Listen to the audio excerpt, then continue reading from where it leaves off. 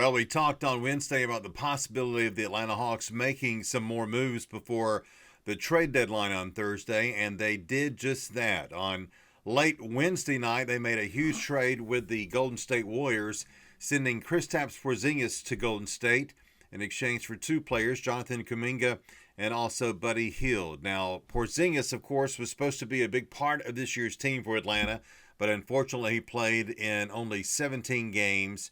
He was just unable to stay healthy. He had an Achilles injury. He had the illness that he was dealing with, and he only played in about one-third of the games for Atlanta.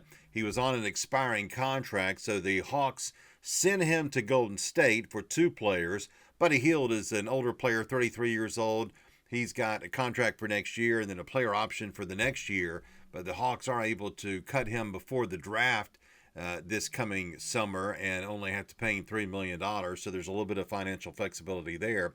Jonathan Kuminga, however, is the player that's going to be very interesting to watch. Now, he has had a lot of drama in Golden State with Steve Kerr and with the front office there. He had a contract dispute last summer. Then they signed him to a deal, and then he didn't want to play in one game and did not get along at all with his coach, Steve Kerr.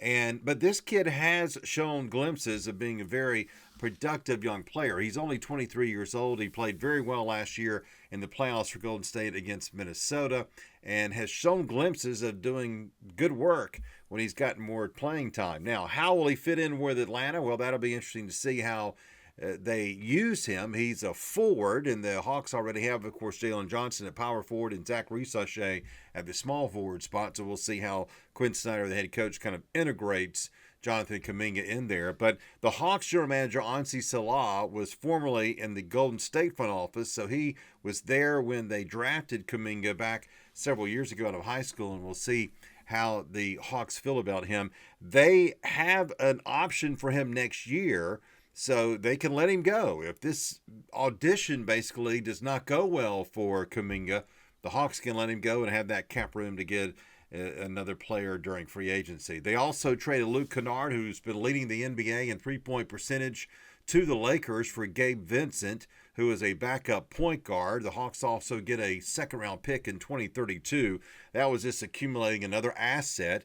Both Vincent and Kennard are on expiring contracts, so it's just swapping deals. They're going to be coming up, but Kennard has a little bit more value and can help the Lakers, who need some help from the three-point area. The Hawks really didn't need Kennard as much with the addition of Corey Kispert when he came from the Wizards in the deal for Trae Young. So we're talking about a pretty decent turnover here for this Atlanta team. They now have 7 players who have been acquired since opening night.